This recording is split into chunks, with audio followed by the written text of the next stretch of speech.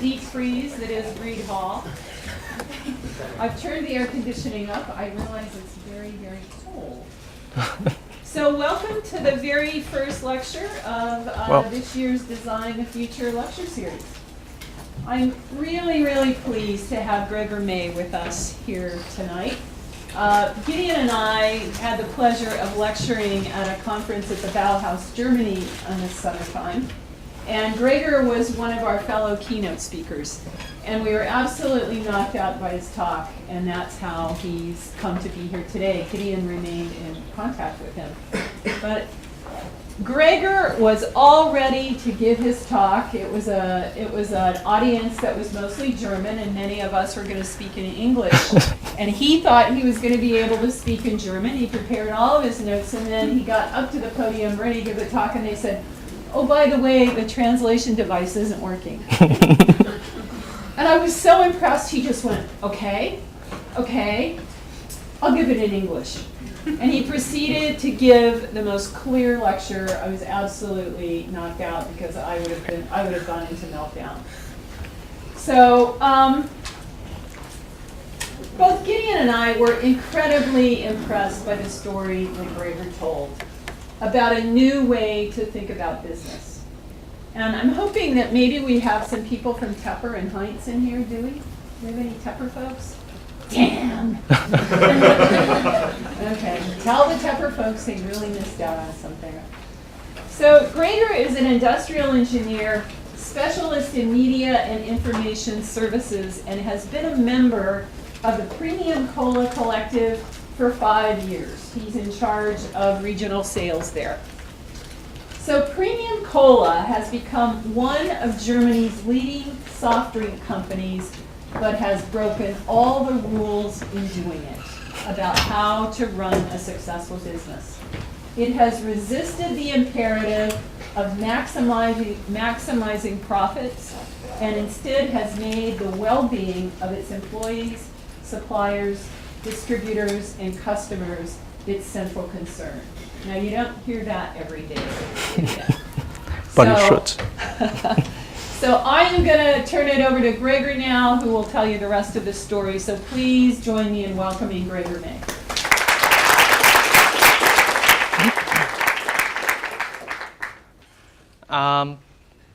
Thanks for the very nice introduction. I'm a little bit blown away because I didn't expect that, but I hope it's okay. Well, welcome to my talk about Premium Cola. I will tell a little bit about what we're doing, why we are doing it. I will not spend too much time telling our story. I will give a lecture about 40 minutes, and then we will do question and answer. If you have deeply resisting questions, just raise your arm, and I will try to answer them. Okay, let's start. Normally, I start with a blank page. Why? Well, it's just like Premium Cola started. We never made a plan. We never were sitting down at tables and just telling, okay, we want that kind of economy. We just started out by nothing. And since then, we have a lot of things developed, gained. At first, questionable statements, a lot of questionable statements we gained. There's one like the owner or manager has to decide partly or mainly everything. We find that questionable. Companies have to plan surplus profits, not just profits, but also make a surplus on these profits. The market has to organize the prices. You hear that a lot of times at economy schools. And advertisement is already needed if you want to run a company. And a more specific one, which is very related to the soft drink business, is externalities doesn't matter. So we're not responsible for what other people do, and they are not responsible for what we do. We're just separated. There's an external and an internal section to business. We believe that's a little bit questionable. And what's missing is equality. And because I'm standing here and losing my mic, what is missing is equality and a holistic approach. Well, the most people agree on discrimination should be abolished. Discrimination by gender, by education, by what you're able to do and what not. Most people agree that this should be abolished, this kind of discrimination. But there's even more discrimination in the market, which most people don't think about. Just like the division of customer and producers. They are normally just played against each other. Or small customers and big customers, resellers and customers. There are a lot of discrimination in the market which is not equal, where just one side can force to do other sides to do something. And we believe that's not very great, that's not good. We believe in a more equality-driven, consensus-driven economy. And because that didn't exist 15 years ago, we had to do it ourselves. Because that's one lecture. If you see something, you want something, it's not there, then you have to think about it and to do it. So that's where we started. What does economy and equality has to do with a bath tube? Well, 15 years ago, or 17 years ago right now, in 1999, there was one person sitting in his bath tube, drinking his favorite soft drink, Cola. It's not Coca-Cola, it was a German, smaller brand. And what happened was that the brand overnight reduced the amount of caffeine in this Coke. And it halved it, so it was reasonable. You could really not gulp it anymore. Yeah, you just saw that something changed, or you tasted it. And in 1999, there was no customer information about that. The brand just changed the recipe, the formula, and the people had to gulp it, and that's it. No information on a web page. Social media wasn't invented then. No customer information by mail or announcement, any kind of that. And yeah, no equality. People just had to take it or not. Democracy, huh? Customer democracy means you have a choice to buy it or not. We said, no, that's not enough. And Uwe, who was sitting in the bath tube, and a few other people in Hamburg just thought, okay, that's my favorite cola. I don't like to be treated like just a customer to buy it or not buy it. I believe we have a little bit more stance in this process. We have a right to talk with the producer, and we have a right to be heard. And what happened then was in 1999 that a few German people in Hamburg and all over Germany just signed up for a web page. It was one of the first prosumer actions in Germany. And they created a web page and collected just all the information about the process. They tried to get the information by the producer. Why did he change it? Then we found out the brand was sold a year before and under new ownership. And we just gathered around a web page and just shared all the information. After it grown around 1,000 people on this mailing list and this web page, we had an invitation to the producer. And he said, yes, you can come to our office and talk with us. And what happened was very strange. There was crisis management. I mean, what's happening is obviously if all your customers or some of your customers just come to your office, there's a crisis going on, so you have to set in a crisis manager. And that's what happened. We got in person a crisis manager. And he was responsible to deal with us. And we recognized very far that there was no eye level with the producer. I mean, not just by the crisis manager, but by different things as well. Like the producer just changed where the liquid was filled in from glass bottles to plastic bottles, which is, strange. And 1 year after, he just abolished the whole product. so it was not anymore on the market. That was 2001. And then we had a lot of luck, because in soft drink business in Germany, it's normally a division in three parts. There's the brand, there's the owner or the person responsible for producing it, and there's the formula keeper or the ground source producer. So three different parts. And normally you have in Germany two parts connected, like the brand owner and the person responsible for the product, or the person responsible for the product and the source resources giver. And we had luck because the brand abolished the whole product, so two things were free, but the resources, the materials were still free, and the owner of the or the supplier of the materials just called us, wrote us, hey, I heard about us. If you like, you can take the formula and produce some samples. Yeah, and that's what happened. 2001, we produced 1,000 bottles just for retro perspective reasons, just to have it a little bit more circuit around. We bought the supplies, the materials, the bottles, produced 1,000 bottles, resold them, brought them to the post office, sent them by postal service, and then we thought it was it. But then we had a demand of 2,000 bottles. Okay, we did it again. Then we had a demand of 5,000 bottles.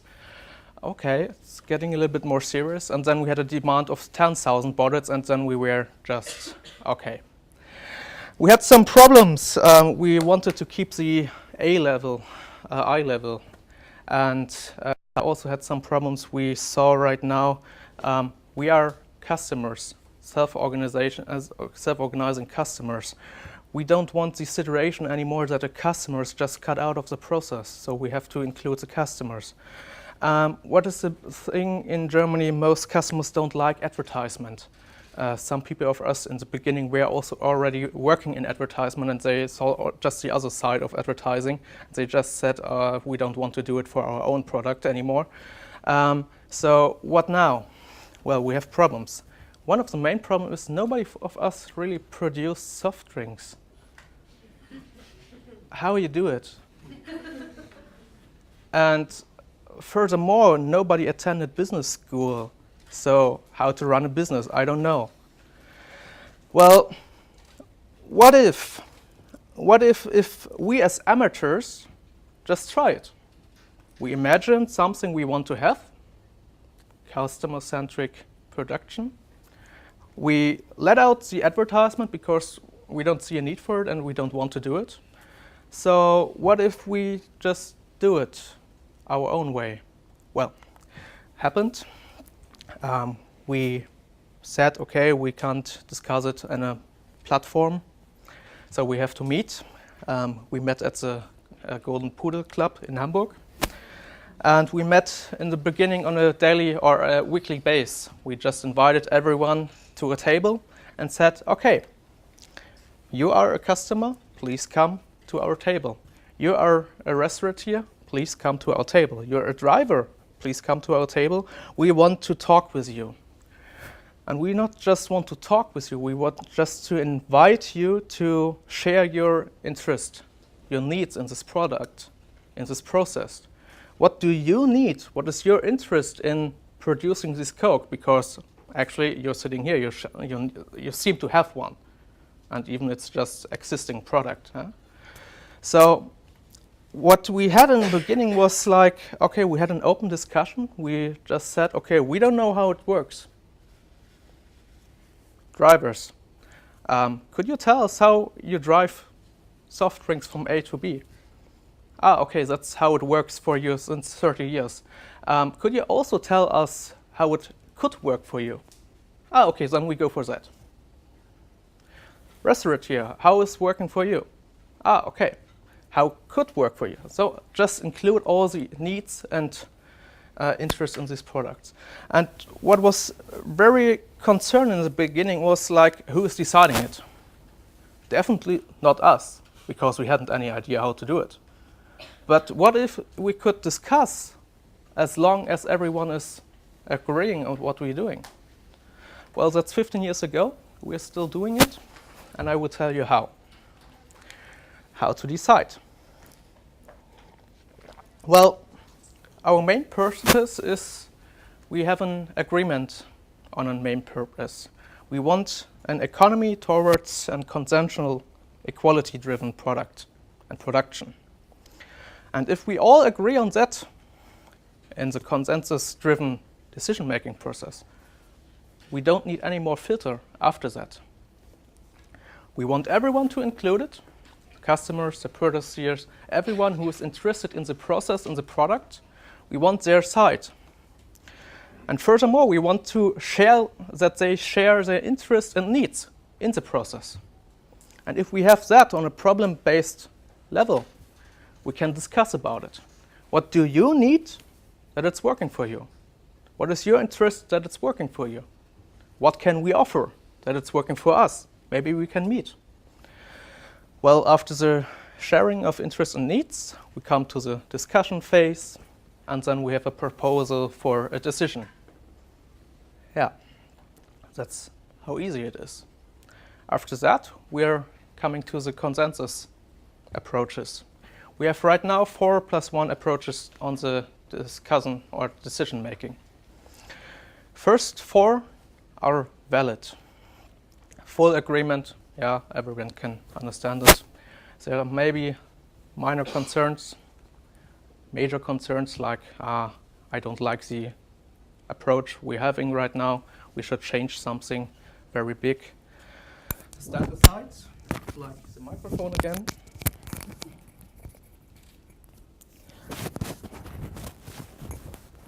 And the fifth approach is the veto. Everyone in the process has the right to veto and proposal decision. Everyone. No matter if you're a customer or producer, everyone. So that's working for us. We have 2 restrictions. First restriction is the emergency decision. We're a producing company, so sometimes you just have a deadline. In case that we have to produce and the collective, which can decide everything, is not finding an agreement and consensus on a proposal, the organizational team is allowed to make this decision, an emergency decision. Well, then you could say in 15 years we have used it very often, 2 times. 2 times in 15 years, and I will show you what. On the front of our bottles, we have an etiquette and label, and there was in the beginning a very small sentence written on, like produced in consensus democracy or yeah. Well, there were 3 different versions of that sentence, and the collective couldn't decide which one would be the best, so there was an emergency decision. 1. Second thing is also label related. Labels are very bad. On the inside of our label, we have in every production round art. The collective can decide which artist will share it on the inside of the bottle. So until you drink it, you don't see it. The collective in 2009 couldn't decide which picture we put on the inside of the label. So we had to use the emergency decision. Well, why not happened after 2009? Well, we buffered the decision process. We have right now for label-related stuff, we have a buffer of 3 productions. So it's around 150 days until we need a decision for the next label. And buffering this time prevents emergency decisions. The second restriction is emergency exclusion. Well, that also needs to be restricted. If a member of the collective is proactively vetoing every decision to be made, he then can be asked for leave or excluded by the collective, but it also has to be a consensus -1. So just he has no vote in this decision, everyone else has. 4+1 approach, it's that easy to put on one slide. What has a company common with a shared flat? Some ideas?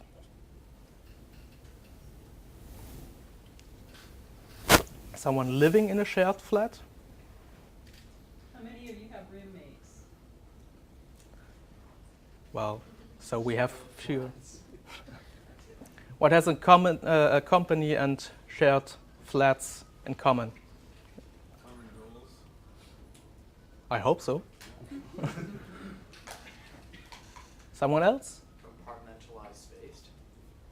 Yeah. More on a formal level? Yeah. If something happens in the flat, it affects everyone. Well, yes. Something else? Well, in Germany they are very much about law. So let's just take the law frame. A common flat has some rules to provide. You can't just abolish or just demolish every wall in the building. You're prohibited by law. There are some laws of physics. In the third floor, you just can't step into the window or outside of the window. And the same is for a shared flat or an company.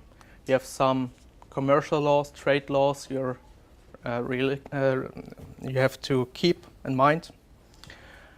But besides that, you're very much free to organize your internals. You're allowed to divide the rooms as you like.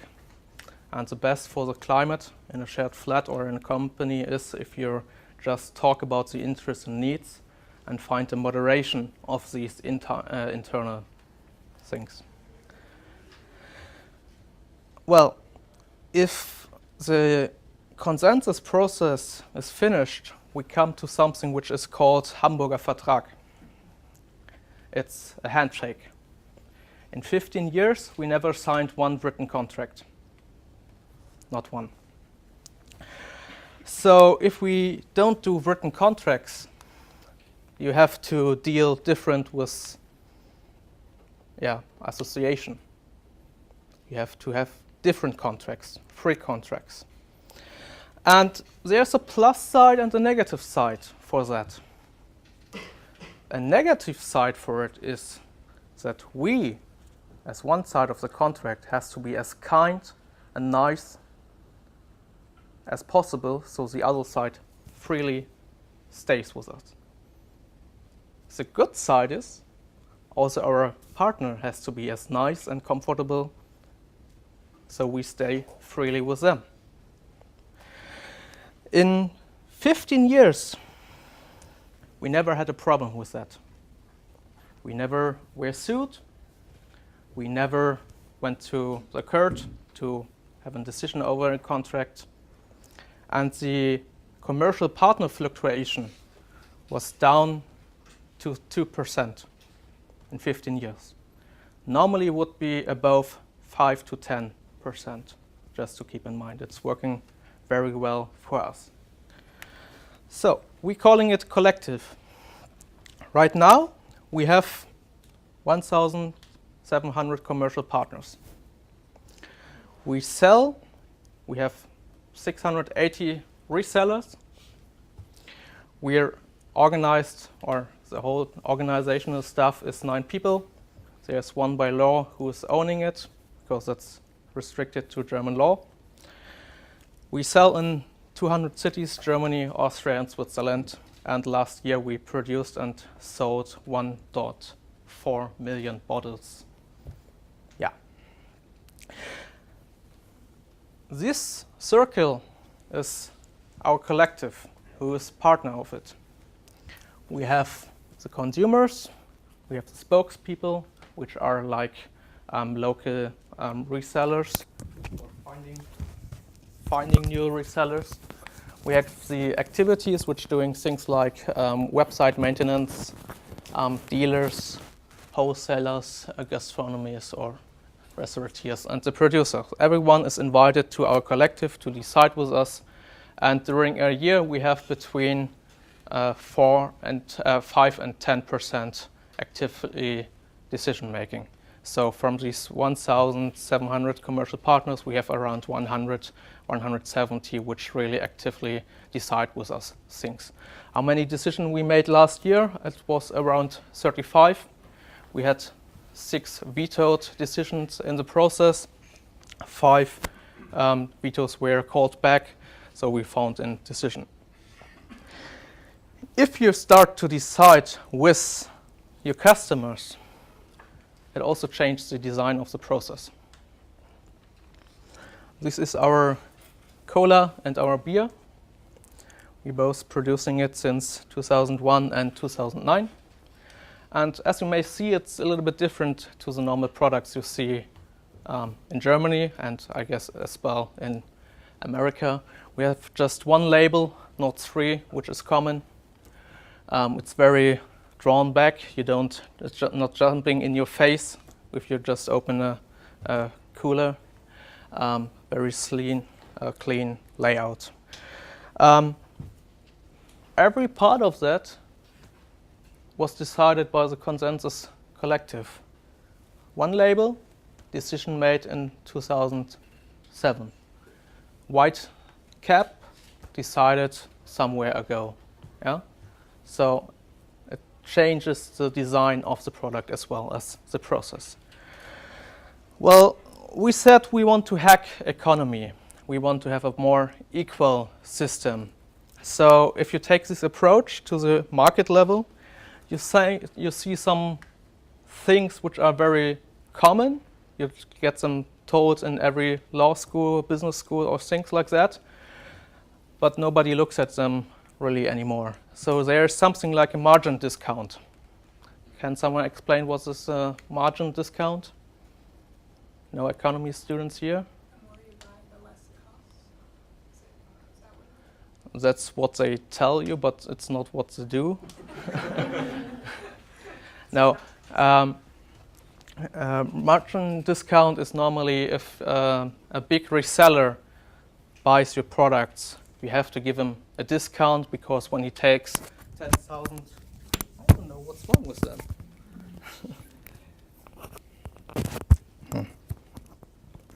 I just keep it in mind.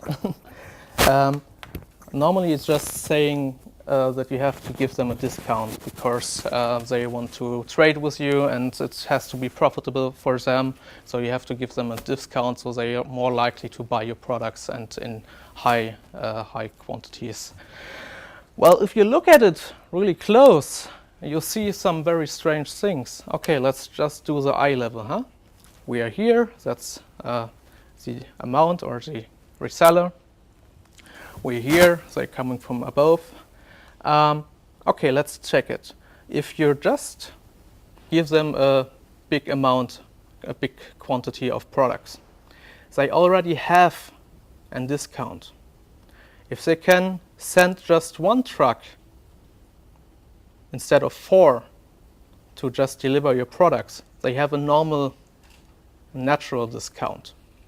Because it's getting cheaper for them to just transport these costs. It's more ecological and stuff like that. That's something we really want. What normal economy tells you is to just give them a more discount, and we don't see why. Because he already has a more profitable business there. He has less costs than a small reseller who has to do it in 4 trucks or 10 trucks. So we said we don't want to give this discount, but then there's an amount of money we are not spending. So what we do with them? Well, let's take a look to the small resellers, which just can do it in 4 transportations, not in 1. They have higher costs normally. So what we are taking away from the big resellers is this amount we can give to the smaller. So it's getting more cheap for them to do it in maybe 3 instead of 4 transports. And we supporting the small resellers. So the effect is that, well, there's not more money spent because we're just not spending the margin discount, we did it in an anti-margin discount.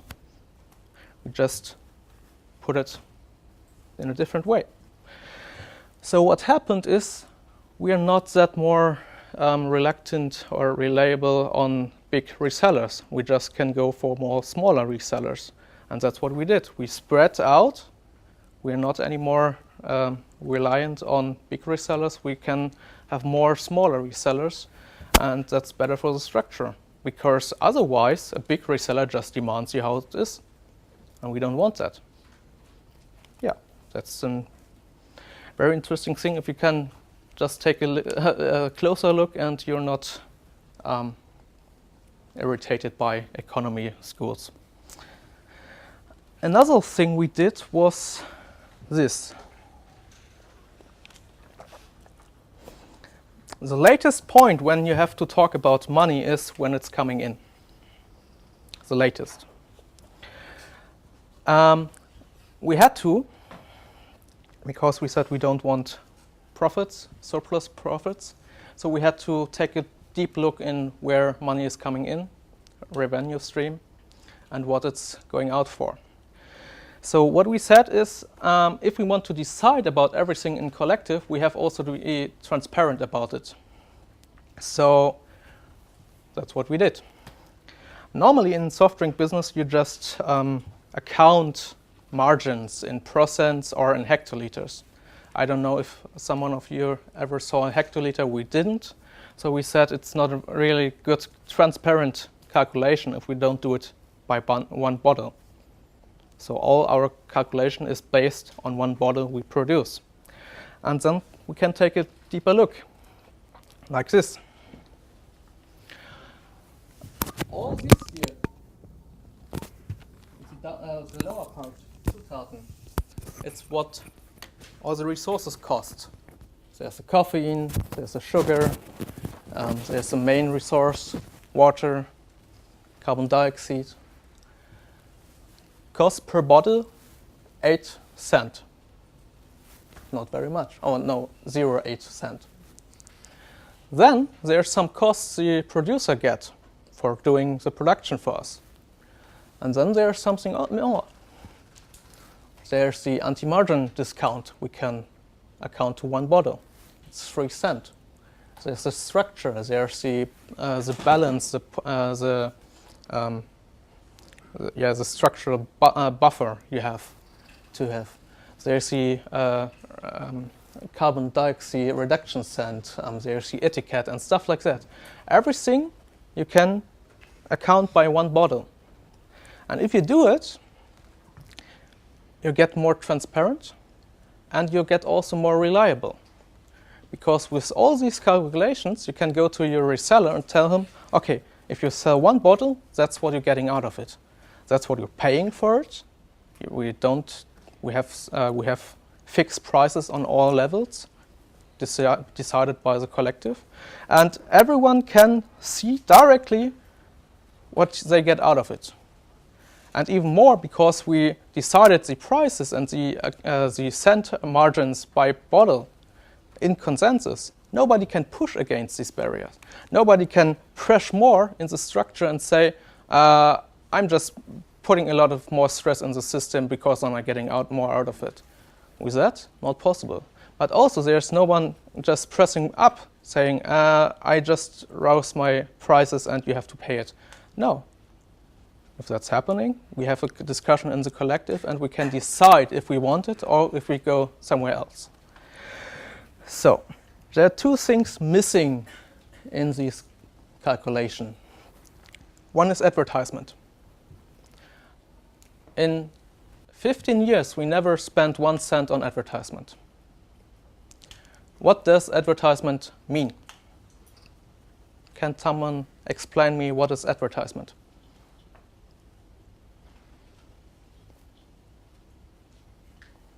Come on. Yeah? Persuasion, okay. Making people want to buy your stuff. That's what they're hoping, yeah? Is it working? No? Well, Trump would say something different, but yeah. Okay, for you as a customer, what does advertisement mean? Advertisement means a company takes money from you, because you are the one paying the advertisement, taking something we don't want to do, to bother you. It's paid bothering, bullying, telling you about beauty standards or what is great or not great. Well, we said we don't want to do it, so there's no cent accounted in this calculation at all. Another thing which is not in it is profit. And we have a little bit different definition of profit. All costs added, summed up, we want to pay. We want to have great prices for our resellers, producers. We want to pay them well, equal. But above that, we have a black zero. And everything topping up, we have two modes. First is we find instantly a use for the money, like rising the wages, salaries, maybe doing a little bit more in carbon dioxide reduction, something like that. If we don't have a use for that money, then we are not allowed to take it. So, second, we lower the prices. In 15 years, we 4 times lowered our prices because we had money we couldn't use. So, in Germany, normally they say, it's the purpose of every company to make profits and surplus profits. If we're denying it, what is our purpose? Well, it's that. What is it? It's our organic RAM. That's our organization. And it's very hard to see, I guess. I will show you. Premium cola, actually by organization law, is just that. But then we have also all these externalities, like the resources, the copy shop printing our label. Then we have here the big resellers, smaller wholesalers. Then we have here gastronomers, there are the customers, the spokesperson. Everyone in this is in our structure. And what we do is we invite them to decide everything with us. And if we can do it that way, then we can show 2 things. First, it's working. 15 years. And second, which is much more important for business stuff, it's accountable. In this calculation, here, it's 3 cents accounted per bottle for this moderation, invitation, just organizing all the needs and demands and interest in our process. But in 15 years, not one proposed that we abolish this amount per bottle. Not one. No customer, no reseller. I mean, we're taking their money for them. But everyone seems to have a need for that. Okay. Who owns the business? Well, by law, we have first to talk about what is owned. Physical, it's just a laptop and a mobile phone. That's everything. We don't have production sites. We don't have offices. Normally, we're working from trains or buses. By trade law, it's company is Premium Cola and Premium Beer. And there's another side of the law. By German trade law, we have one owner who is owning the trademark and the access to the cola formula. But what is Premium Cola? Well, it's not the production lines. That's maybe a formula, but the owner said, I'm not allowed to decide on my own. We do it in consensus. So what is then Premium Cola? Well, it's much more the operational system. Premium Cola is the sum up of all decisions we made in the last 15 years. And because nobody can say, hey, that's my decision, I made it, because we are all doing it in consensus, nobody is owning the process. And because nobody owns it, you just can think about it. Okay, if nobody owns it, then it should be free. That's what we did in 2008. We summed up all our decision makings we had, put it on our website under Creative Commons license, so everyone is allowed to use it. We organized it under the sustainable circles, economy, social, environmental, added transfer, like talking to you, and protection to be transparent about the market rights. Well, okay, well, nice done. Wow, who's using it? Well, apparently, there are right now a lot of companies in Germany, software companies, which are using it. And kind of corporations, or what we also do, we help other companies to found. On the left side, we have Frolunda, Kollemate, which are own companies, own structures, which are using 99% of what we're doing in their own systems.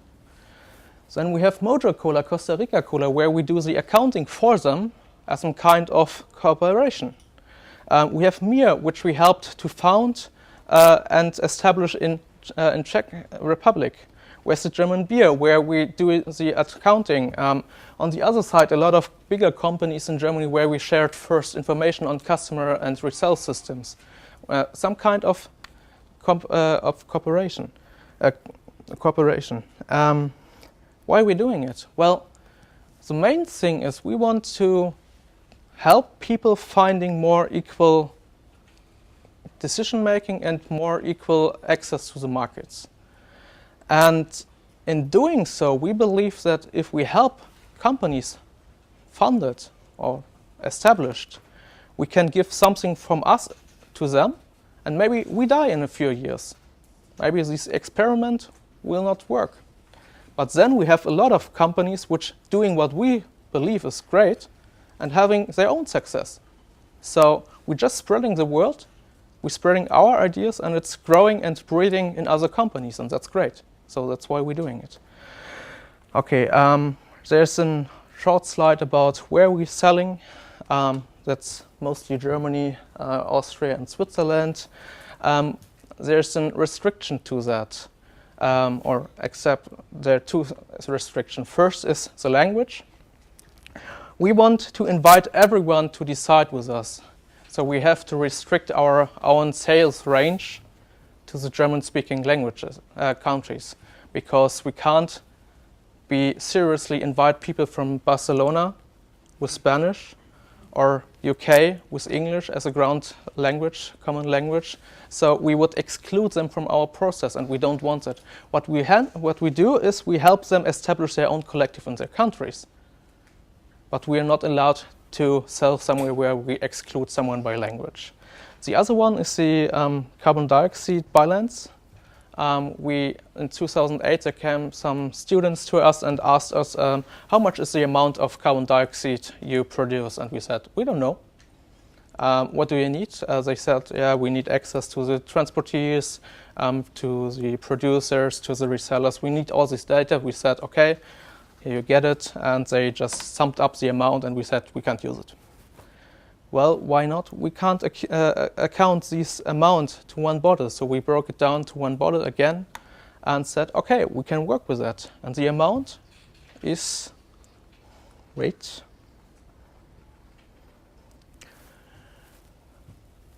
the Umweltcent. That's the amount of carbon dioxide per bottle we priced in. So our product is right now carbon dioxide neutral. We're putting it in funds for reforesting in Germany, so it also stays local and stuff like that. And that also makes a restriction because we have a supply range or a sell range around 600 kilometers around the producer. Further that we would just go over our carbon dioxide amount, and we don't want that. That are our sold boxes of bottles per year. Normally you don't see that numbers. You can't see them right well right now. Just to give you an imagination, that's the premium cola 033.5, the beer, and all the other companies we're doing cooperations with, like Wasted German Beer, Mojo Cola, Skull. We're also sharing infrastructure.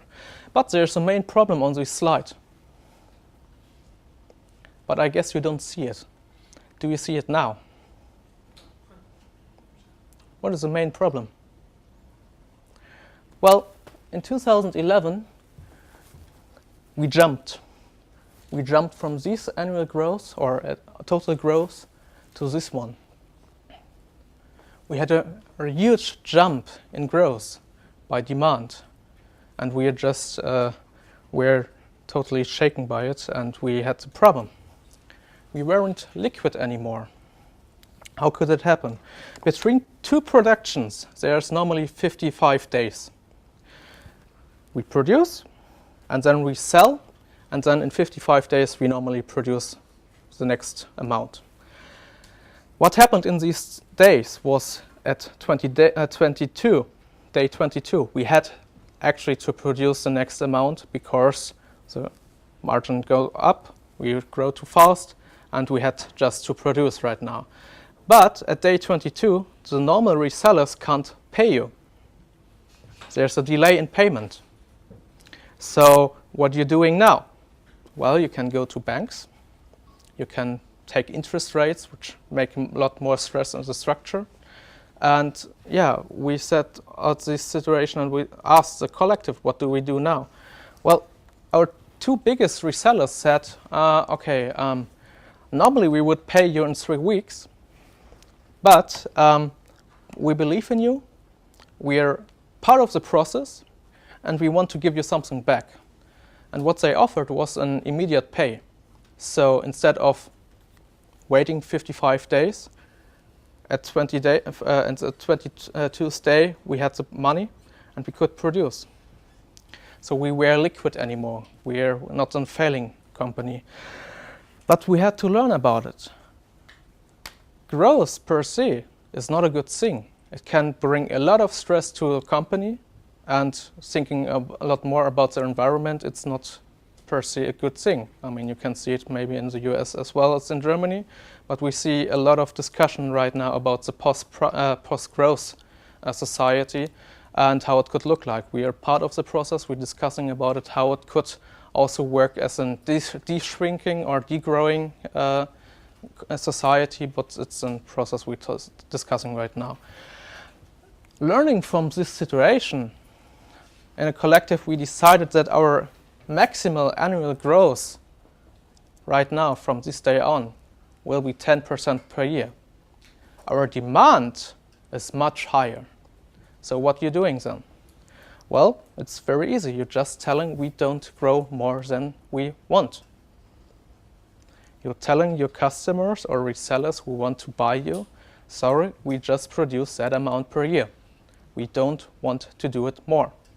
And then you can, to kind of discussion, you can discuss about why you're doing it, why growth per se is a lot of stressful, why there's maybe a lot of different approaches to growth, like, hey, just producing the same amount of audits with less stress, or with more people, or with higher wages, or something like that. You can discuss about growth and what it's alternatively for annual growth than in the system right now. Another thing we have in a collective is, I guess it should be common, equal pay. We have 18 euro per hour, plus X plus Y. The X is 2 euro per child. Doesn't matter if we have who has a child, if he is alone, single, mom, or something like that. Everyone who has a child gets 2 euro extra per hour per child. And Y is 1.5 euro if you have an own office to establish or keep.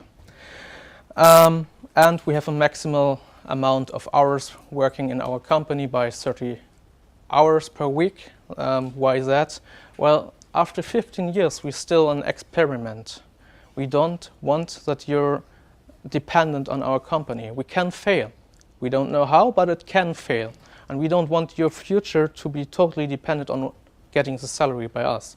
So we minimize or maximize the most the amount you can work for us. That means that most people have a second job. For us, it's working well because we believe it's a kind of how the future kind of work should be, not depending on one income source, but different ones. And yeah, normally you're having not only friends. And well, in Germany, tax audits happen not very often, but to small companies, they're very demanding and very stressful. And in 2014, we got our letters. You will have a tax audit in a few days. We were shaking, and then something happened. We didn't know that could happen. What happened? Well, we went through the tax audit, and there was no complaint. And what is very interesting, that this is not possible. By law of the tax audit centers in North Germany, where we have our tax audit, they have to find 3% complaints. But they couldn't. So for the next years, we have to really think about how much complaint we produce, that the law is okay. Yeah? Okay, after 14 or 15 years, we have to say thank you. We are still existing in the frame of capitalism. We're never had one real serious economical crisis besides the liquid problem in 2011. We didn't have an juridical problem by law because of our contracts in 14 years. We have a commercial partner fluctuation down to 2%, 5 to 10 would be normal. And we had a lot of talks like this today. Last year I had my own, well, a few. And that all in capitalism, not outside of capitalism.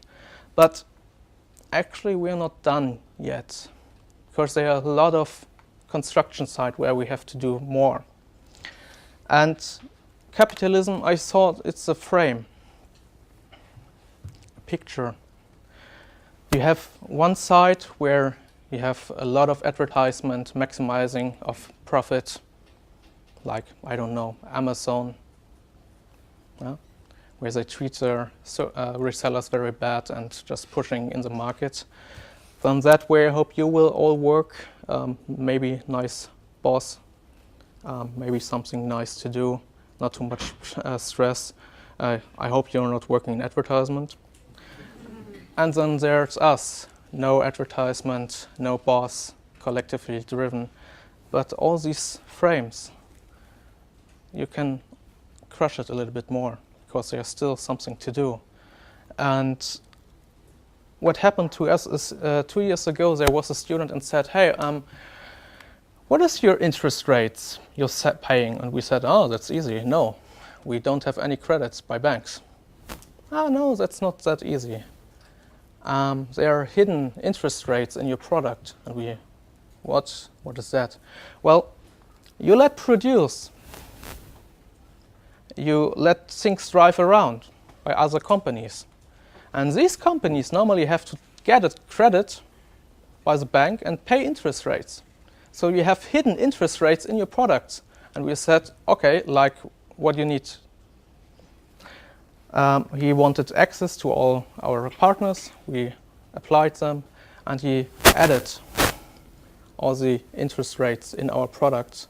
And we said, well, with this amount, we can't deal anything. Like with the carbon dioxide, we can't. But we can break it down to one bottle,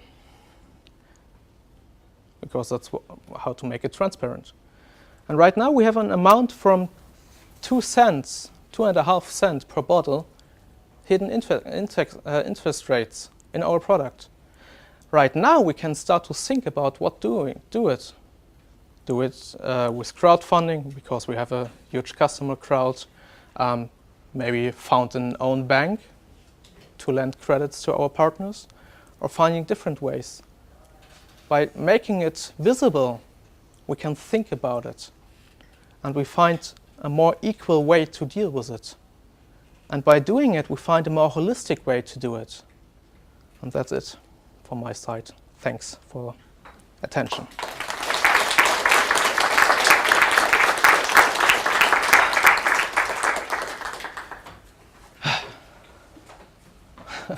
First. Questions for Gregor? There was a slide on it that says gastronomer. Restaurateurs. Restaurateurs. Yeah. Yeah. There was an. Yeah. What are your hiring strategies, processes? Hiring strategies. Well, there's no hiring by education. So what we went through was learning by doing. So it's not like the next person we hire has a degree in something. Our strategy is around three things. First, you have to be known by the collective, like being active for a while or writing in the board. Second is maybe you had something to do with soft drinks before. And third, factor X, could be anything. I was hired because I did be active in the collective. I had nothing to do with soft drink business. I'm a librarian, so far away from liquids. And my third factor was, I just wanted to do it. And then I applied for a job or for doing these speeches and organizational stuff in the collective, in our online board, and they said, okay, just go it. Yeah. Yeah. Do you have any thoughts on whether you might be more prone to groupthink, or What do you mean? sort of like when everyone in a group individually feels pressured to think or decide in a certain way because you're making decisions Yeah. collectively, or maybe that's not relevant. Actually, it's not really relevant to us because as an individual in the collective, you have every time the right to veto anything, and you don't have to explain it. The first level could be just saying, no, I don't like this decision, I veto it, and you don't have to explain it. It would be much more nice to explain it, but it's not a demand. You're not demanded to explain it. So the level of feeling, oh, I'm under pressure, it's pretty much up to you. So, yeah. Is your name attached to the veto? Huh? Is your name attached to the veto? Yes, because you're doing it by person, but Well, then why would that not be true? yeah. Why would the group think not apply? Well, because you're not forced to explain something. I don't see where should be the pressure component. But your name is still on it. Yeah, because that's kind of communication. I mean, I'm not saying there's one or the other. I'm just Yeah. Sorry, I don't get the question. Has there ever been discussions in the group about the health concerns of consuming cola beyond Yes. the nutrition Yes. labeling? Yes. And what have you guys? Well, we had different discussions about it. One was in 2008 to make the cola sugar-free. That was one of the decisions which vetoed and is a standing veto, because some customers decided with us and said we just drink that cola as it is, no sugar reduction or something like that.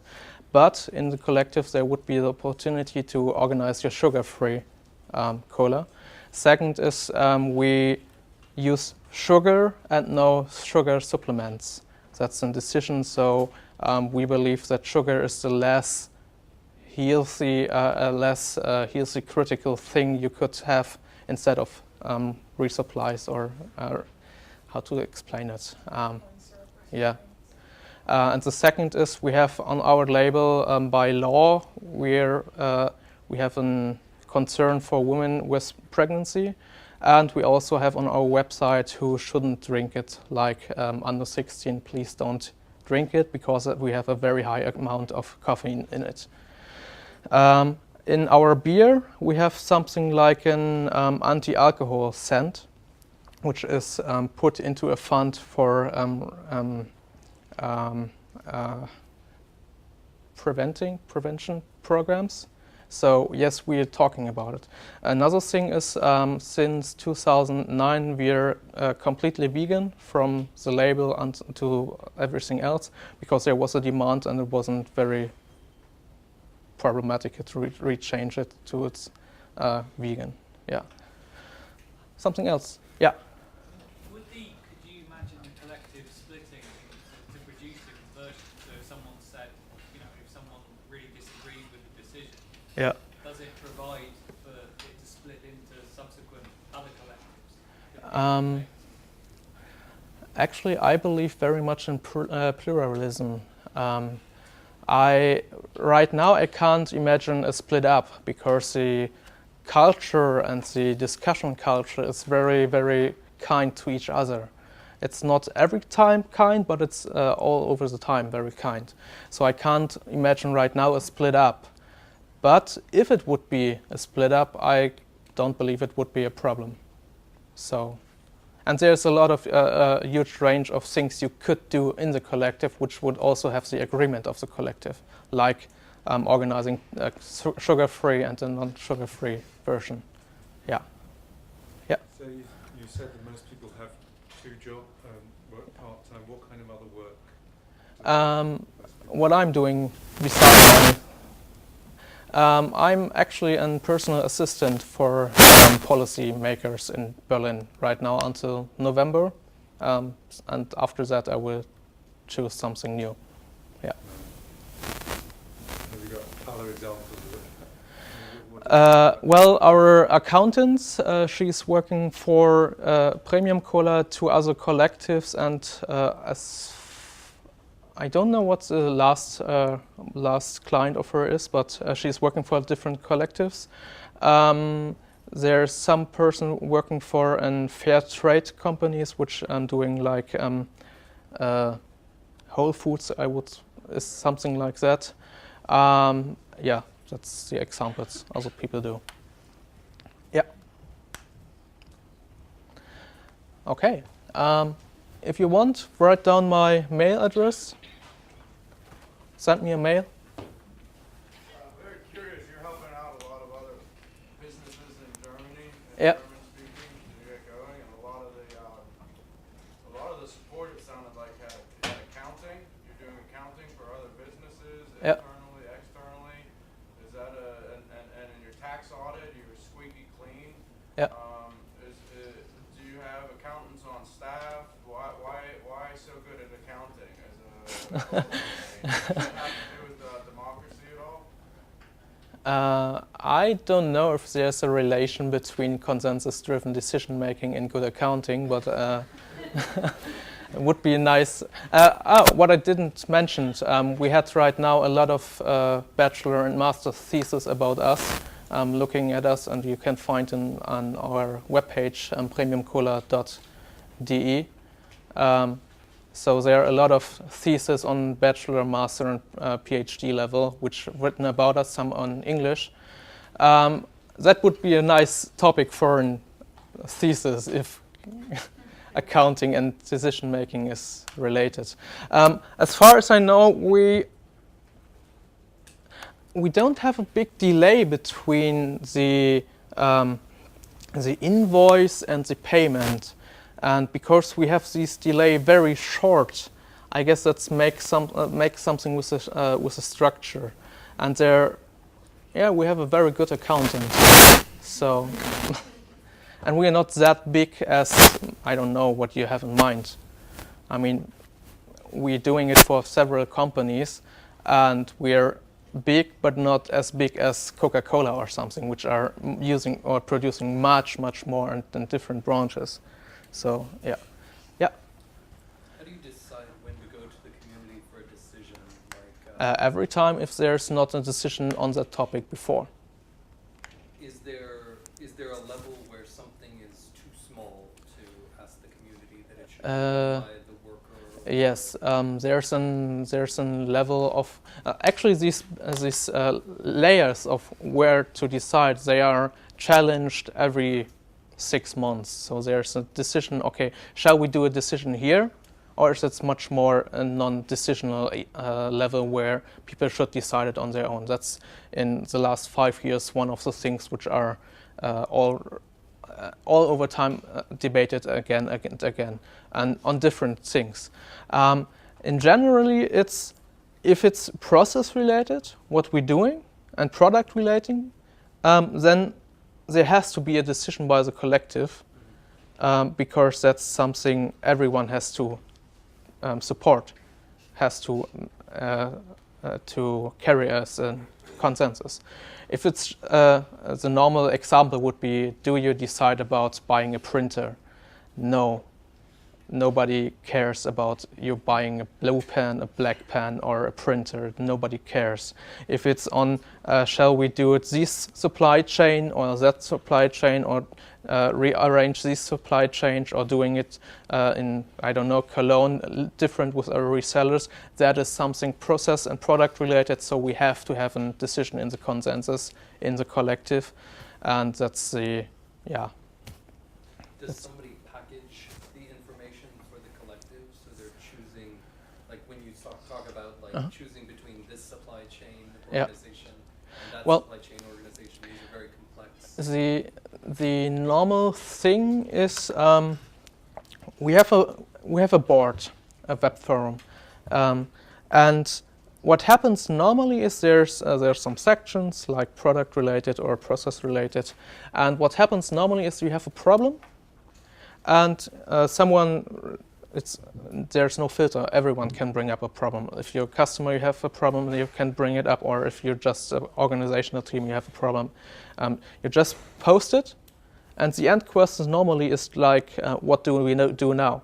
So it's a process-related question, not like, yeah, we could do that or that. You first asked, maybe you have your own opinion how we should do it, but you first asked what do we do now? And because we're keeping it very much in a process-related questioning, I guess it's much more working than, okay, my opinion is we should do it that way. So you just have the problem and the solution. I would say that's not working very well, because we are much more process-related questioning. It's working for us. I don't know if that's just for us working or is the general advice. I'm not sure about. Yeah. In your lecture, you mentioned that you limit the style of this organizational structure to only German-speaking areas. Do you see this operational system working in, like, for example, a huge multinational, cross-culturally, cross-linguistically? First, no, because there's no company founding that way. And I don't believe that you can transition like a big international corporation from rigid structures to something like that. I never saw an example like that, but I saw some German examples which were rearranging organizational structures. There's some huge debate right now in Germany about new forms of organization in companies in Germany. Actually, I wouldn't prefer that on a multinational company, because the demands and the interests on a local level are much diverse, that I don't want to put them in one structure. I would much more go for, okay, decentralize it and organize it, and then share the interest in the decentralized structure. I would go much more for that than just putting everything again under one roof and let everyone decide there. I'm not a big fan of centralizing companies, and not even multinational ones. Yeah. How do you keep track of your decisions? Do you record them? Do you record all the accompanies? First is the OS, the operation system, that every new decision should be applied after 2 years. Second is we record them in our board, and everyone has access to it who likes to. So you can have a search engine in our board. You can search what was discussed before, and there are even some highlighters on proposals for decision in the board. So it's not perfect working for our needs. It's working enough until now. maybe in future we will change it again. We changed 2 years ago from a mailing list to the board. So, hey, it was the best working mailing list, and I have seen a lot of worse. So, and we never had something like reply to everyone, just saying. Yeah. So when you mentioned that, like, you guys base all your agreements, like retailers and wholesalers, off of handshakes, was that something that like they were comfortable with at first, or you were, like, are they used to doing business that way, or did you have to approach them? What does mean comfortable in that sense? First of all, you have to see that we started very small with 1,000 bottles, going bigger and bigger. And so with the growth we had, we also grew this culture with others. We invited them. And by explaining everyone why we're doing it, they mostly accept it, because normally resellers just accept things they are offering and which working for them as well.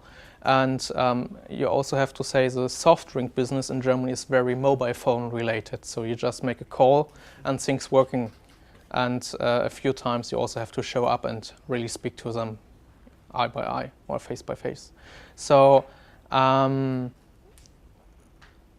I don't believe that it's working in every section or in every branch. I couldn't imagine a bank working like that, because they have different interest rates as well. But for us it's working, for our resellers it's working. And yes, it has to explain a lot of times or a few times until other people just accept it. But when they try it and it's not working for them, I never saw that. I never saw something like, oh, I need more reliable. After the first few rounds it worked, and then they're just fine with it. And a lot of companies which working with us, they have also benefits from working with us, like risk management. We do risk management with them, even it's not contract related, but we offering risk management. They're getting better prices normally at us as other companies. So as long as they have a benefit out of it, I guess they are also with a form fine. They're fine with how we're doing it. Different questions? No? Yeah. In business, I'm referring to business, I think of this mentality of just getting bigger and growing. Could you speak a little bit up? When I think of business, I think of just the basic idea of growing and always trying to expand. And you guys seem to be very successful and happy staying how you are, just working towards your goal. Yeah. I'm wondering if there's ever been people on the board who have a different motive, like want to. You're getting very slow. I have problems to hear you. Sorry. Has there ever been anyone on the board who wants to try to grow and go past your limitations? Not as I can remember right now. No. Okay. Can I ask one question? We were talking earlier about your personal interest in the history of anarchism, particularly in Germany, syndicalism. Is that where this all comes from? Is that was that a common interest in the company? Is that a hidden anarchist organization? Is there a hidden anarchist agenda? Is that why you went to work there? Well, actually, I just wanted to put on my black hoodie and no. It brought me in touch with that company. I mean, Premium Cola is right now existing 15 years. I'm with it 5 years. And that brought me in touch with Premium Cola, but much more from a critical side, because at first I didn't want to believe what they told me. So I just wanted to look at much closer before I just, Were the founders coming from that tradition? No. Oh, really? No. That's sorry, but no. And it's the most interesting thing is that coming from a free socialist, anarchist background, union syndicalist background, I saw a lot of things I was thinking about and talking about on a theoretical level, apparently in a practical way. And by just applying to it and looking at it and researching more about it, I learned much more about what I saw before than I ever could imagine. There's truly no anarchist or socialist or anything like that theory behind it, because that wouldn't work for the most people. I mean, we have a lot of so-called, or you wouldn't, in Germany you would call them conservatives. In USA it would be much more social democrat. There are a lot of common people in our structure which have nothing to do with open society ideas, but they want to discuss one part of their interest, like, okay, I want a product which is really climate neutral. I want a product which doesn't discriminate small resellers or something. Yeah? So you have a lot of different backgrounds assembling what we're doing. And apparently there's no theory behind it yet. Maybe in future, I don't know, but that's not my relations there. Yeah. Gregor, thank you. Thank you so much. You're welcome.